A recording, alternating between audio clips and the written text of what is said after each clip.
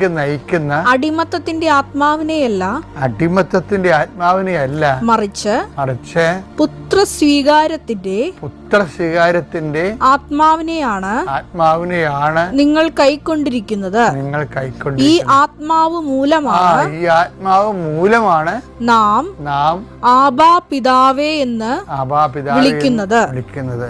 ദൈവത്തെ പിതാവ് എന്ന് വിളിക്കുന്നതിനെ അത് ഒരു ദൈവസ്നേഹമുണ്ട്.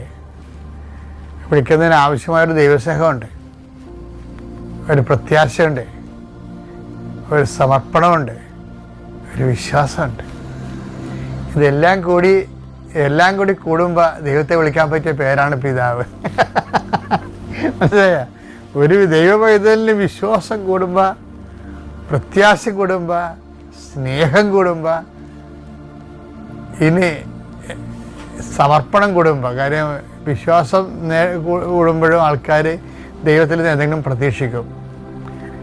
പ്രത്യാശ കൂടുമ്പോഴും ഇന്നലെയും നാളെ കിട്ടുമെന്നുള്ളത് പ്രതീക്ഷിക്കും. സ്നേഹം കൂടുമ്പോൾ